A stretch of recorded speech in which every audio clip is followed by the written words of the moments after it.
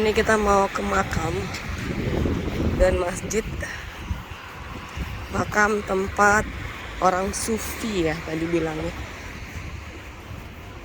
Nah ini masih di Turki teman-teman.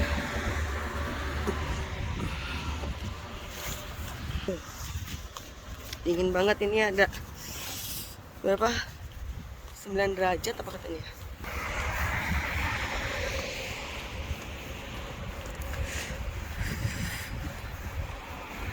Seputaran sini nih.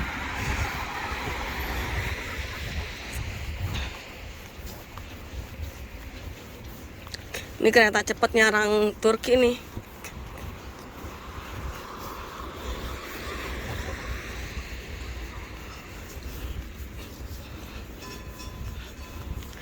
Tuh, kereta cepatnya orang Turki. Tuh.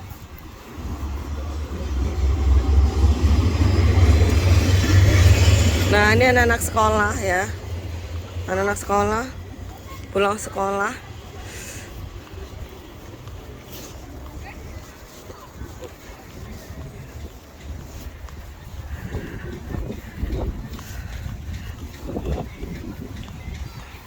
Yang ada kubah itu, nah di situ tempatnya. Kita ke sana.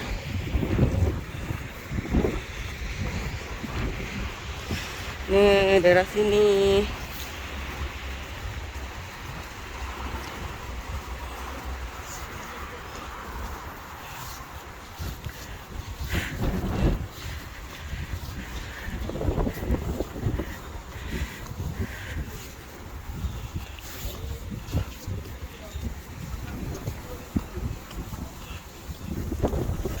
Nih jual-jualan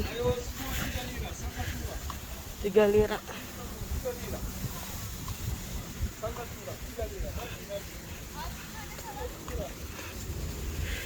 Tuh ada taman, taman-taman. Ada turis information di situ.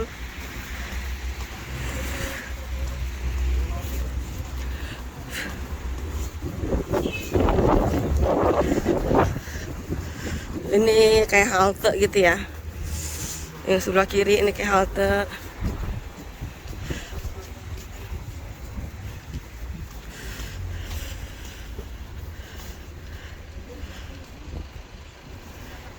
Sebil.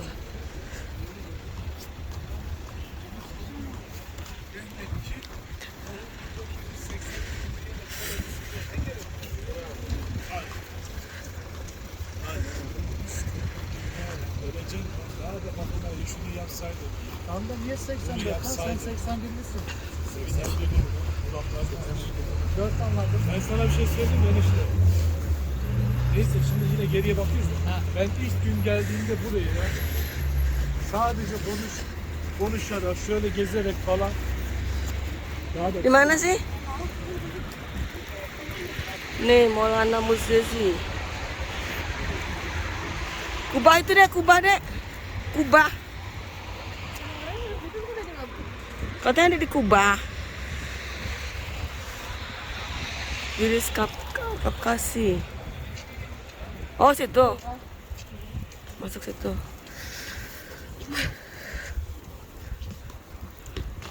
Nah ini dia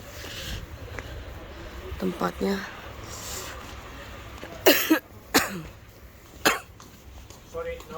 Oke. Pas balik sana nggak boleh kamera. Itu aku mau balik ke dalam.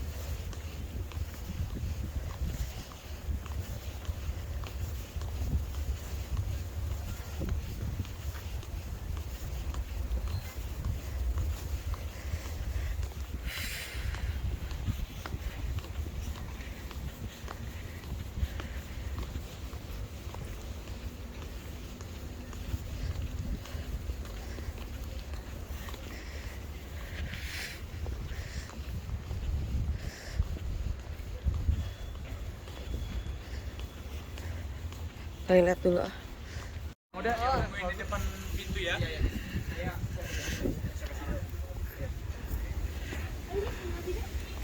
Iya, yang kamu satu pun.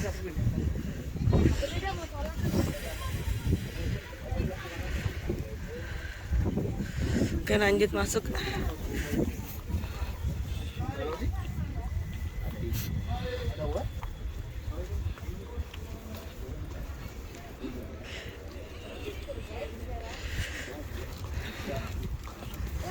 Oh, temen kamu yang kamu bilang mau ketemu itu. Ya, kenal saja. Aku ayo, kamu nanti tolong aku.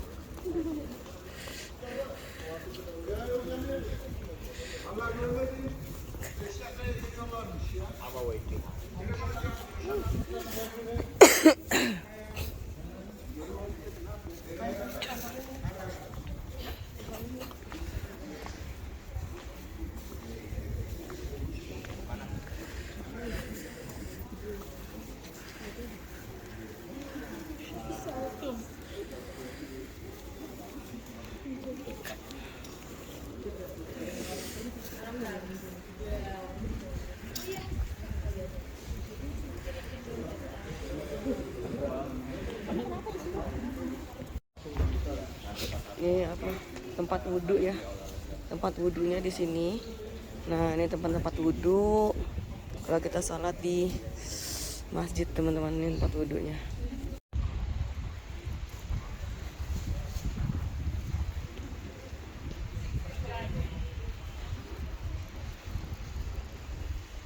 Ini dia. Di bagian sini masjidnya.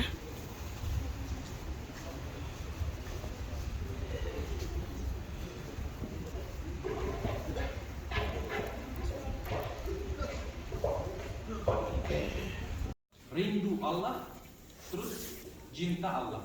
Mereka selalu pikir sesuatu tentang Allah, tidak ada kerjaan dunia. Selalu penuh dengan ibadah. Kalau ada yang tahu tarian sufi yang putar-putar, itu ritual mereka. Satu tangannya lihat atas, satu tangannya lihat ke bawah. Mereka selalu putar-putar. Terus itu artinya ambil dari Allah, kasih ke kanan. Atau kita udah datang dari Allah, pergi ke Allah juga. Berarti di dunia ini juga manusia ini selalu berputar. Kita mulai dari mana? Dari Bandar Istanbul, kita putar terus selesai di Bandar Istanbul juga. Atau kehidupan kita juga, kita selalu berputar. Dan itu juga mewakili kehidupannya manusia yang putar-putar. Dan ini ruang selawat Bapak, di sini juga ada dua tulisan yang penting untuk agama Islam biasanya. Dua tulisan ini, yang di situ, yang di sini juga.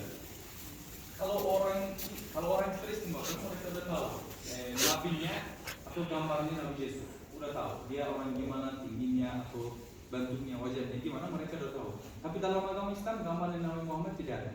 Bagaimana kita mengerti badannya Nabi Rasulullah gimana, wajahnya gimana, rambutnya gimana, dari dua tulisan ini yang ditulis oleh Nabi Fatimah, istrinya Nabi Ali. Nabi Ali siapa? Alifah yang keempat. Berarti orang yang menikah dengan anaknya Nabi Rasulullah. Nabi Fatimah dia menangis, dia bicara sama bapaknya. Terus ketika anak meninggal, bagaimana jamaah kamu atau umat kamu akan tahu badannya, wajahnya? Dia selalu menangis. Terus Nabi Ali juga mencerita pada istrinya, terus dia juga tulis. Dua tulisannya juga di sini. Yang sama ini ada di Istana Topkapi juga. Yang kita udah lihat, tapi ini yang paling terkenalnya. Dua-dua ini namanya Hilya-i Syarif. Hilya-i Syarif. Nantunya, badannya, dia tinggi atau kecil, atau wajahnya gimana, warna rambutnya, warna matanya, semua dijelaskan di dua tulisan, tapi gambarnya gak ada. Terus di dalam juga makamnya Maqlama Jalaluddin Rumi, tapi sebetulnya namanya Burhanuddin Jalaluddin Muhammad Jalaluddin namanya sebetulnya. Tapi Maqlam itu artinya nabi gitu. Karena itu masih ada diskusi, dia adalah nabi atau tidak, dia menciptakan agama yang baru atau tidak. Terus dia bisa bicara bahasa Persia, Iran, bahasa Arab, bahasa Turki juga. Beberapa bukunya masih dibaca sekarang di sekolah-sekolah Iran. Karena itu dia orang yang sufi yang paling terkenal. Di Turki ini juga Anatolia ini waktu sebelum Utsmani abad ke-12, abad ke-13 penuh dengan sufi yang seperti ini. Tapi ini yang paling terkenal. Ada beberapa ceritanya juga, misalnya orang yang kalau rasanya nyamannya Misalnya kalau selama mereka beribadah ritualnya hari yang sufi, terus ada orang yang masuk ke tempatnya, dia akan terus mereka juga tidak berantem sama dia. Kenapa? Karena dia butuh melakukan dia dikirimkan oleh Allah. Toleransinya banyak. Orang Kristen, orang Yahudi yang ateis, waktu itu semuanya bisa kunjungi tempatnya. Biar lihat agama Islam gimana. Atau kalau mau pindah agama, oke dia gitu. Tapi tidak mau, nggak apa-apa juga. Orangnya toleransinya banyak. Ini pusatnya, pusat sekolahnya. Kita bisa bilang madrasah. Kalau dibandingkan sama agama Islam, ini madrasah, sekolah agama. Kalau agama Kristen dia sampai Republik Turki, Presiden pertama Turki, ini jemaahnya orangnya masih lanjut, keturunannya juga masih lanjut sampai zaman sekarang. Sudah perintahnya Presiden pertama Turki, semua daerah itu berubah menjadi di kanan kiri misalnya di belakang kalau waktu bebas kalau yang mau masuk bisa masuk di dapurnya waktu itu. Ada dua jenis buat dapur. Ini penting, dua jenis dapur. Masak makanan, masak orang. Masak orang jangan pikir dari sana. Masak orang sebagai pikiran. Mereka bersih dirinya dari dosa-dosa. Mereka selalu beribadah di sini.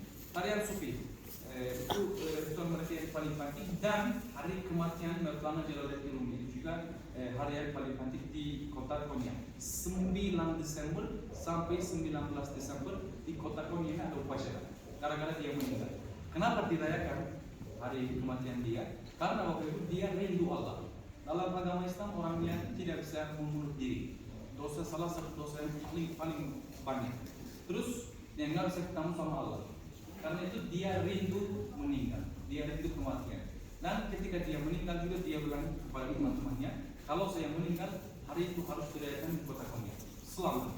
Sampai sekarang juga 9 Desember sampai 19 Desember hari kematian Nabi Mevlana Jalaluddin Rumi masih dirayakan di sini. Upacaranya banyak orang kunjungi. Salah satu museum yang paling dikunjungi di Turki ya, lebih dari 10 juta orang setiap tahun kunjungi di makamnya. Terus dia dimakamkan sama dengan bapaknya di dalam. Keturunannya, anak-anak cucunya semuanya makamnya di dalam. Dan ada beberapa syiar tentang makamnya. Misalnya dalam waktu Utsman juga ada beberapa sultan yang mau masuk ke makamnya, tapi nggak boleh, nggak dikasih izin. Langsung dibakar rumahnya. Atau orang-orang di zaman sekarang juga kepalanya musuh ini mau masuk ke makamnya, tapi langsung orang yang lari masuk ke dalam tempat ini, anak kamu ada kecelakaan, meninggal. Langsung ada hal yang begitu. Terus waktu itu Sultan Murad yang keempat, anak cucunya Sultan Ahmed yang membangun masjid itu, dia juga mau masuk ke dalam, tapi tidak dikasih. Dia buang tasbihnya ke makamnya, buang tasbih.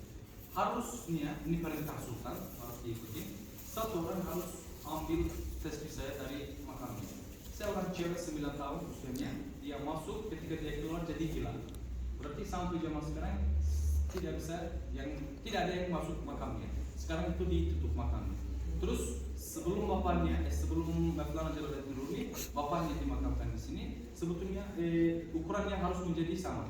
Tapi sesudah dimakamkan jenazahnya Jalaluddin Rumi, makamnya bapaknya itu 30 cm kurang lebih, jadi lebih tinggi daripada yang biasa. Itu juga artinya bapaknya juga menghormati kepada Mevlana Jalaluddin Rumi, dia orang yang begitu. Dan di dalam bapak ibu ada jenggotnya Nabi Rasulullah juga, jenggotnya Nabi Rasulullah yang asli. Di Turki ada 3 tempat yang ada yang kelihatan jenggotnya Nabi Rasulullah. Satunya kita udah lihat di Istana Topkapı. Setiap hari bisa dilihat. Tapi yang ini di dalam museum ini cuma hari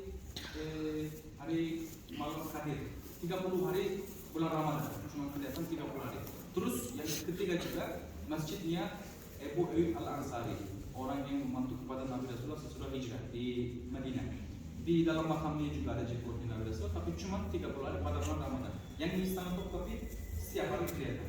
3.50 sampai jam 3.50 sampai jam 3.50 ya.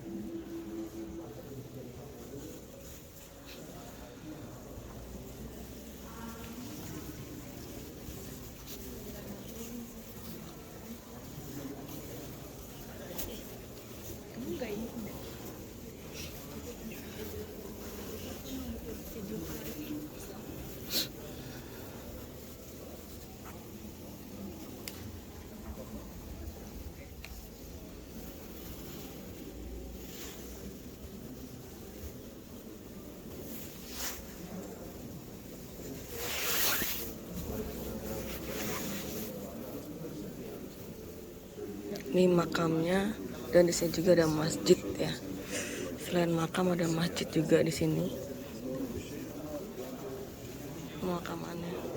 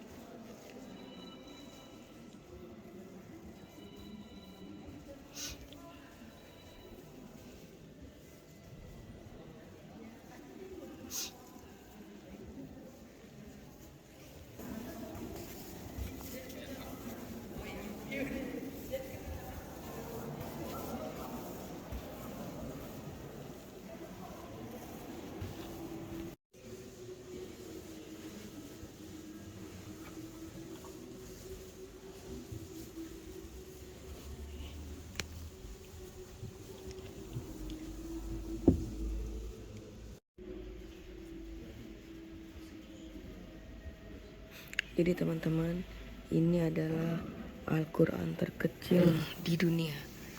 Tuh. Al-Quran terkecil.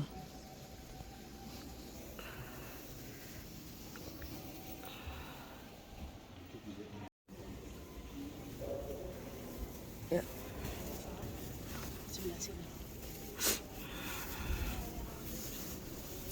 Hai Kak. Lagi nggak sholat sama nih.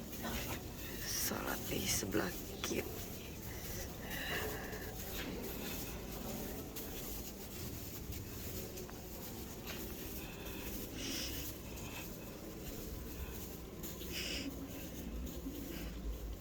Nah ini untuk sholat ya. Untuk sholat di sini teman-teman. Nah, ini aku keluar ya karena lagi nggak sholat nih.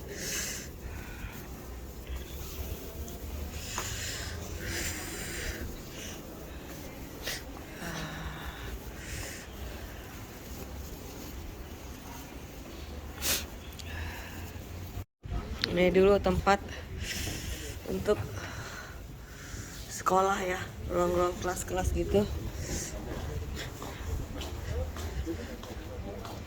Nah ini teman-teman, dulu kelas-kelas ini tuh.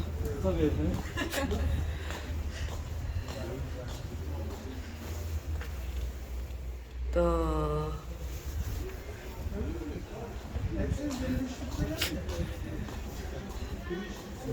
Ruang-ruang kelas. Tuh.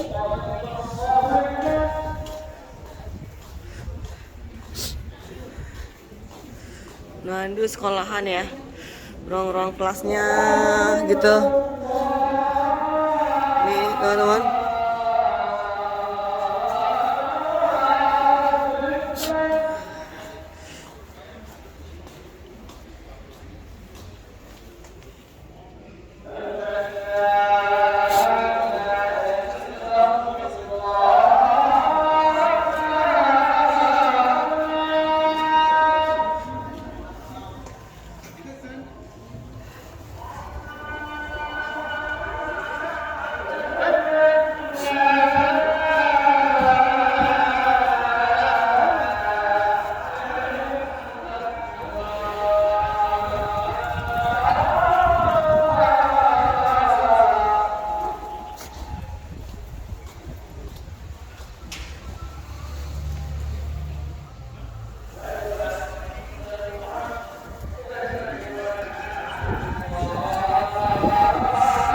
Ada yang ditutup, sebagian ada yang dibuka.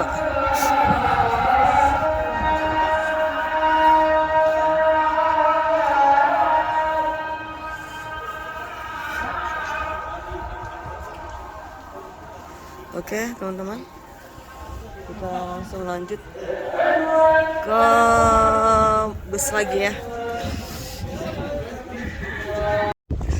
Oke, teman-teman, ini kita udah Cikis. Udah di luar lagi ya, Cikis tuh keluar. Terima kasih semua yang udah nonton. Jangan lupa di subscribe, like jika kalian suka. Untuk info ketik dan saran silakan di kolom komentar. Assalamualaikum warahmatullahi wabarakatuh.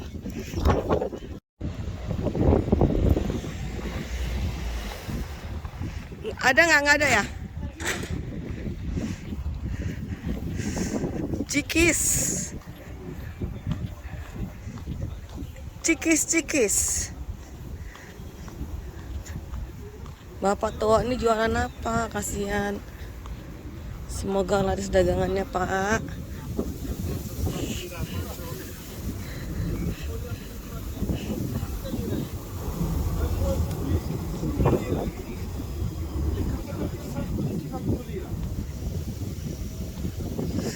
Gantungan kunci, Dek. 3 lira semua. Comeu. Yang jauh mari mendekat, yang dekat mari merapat.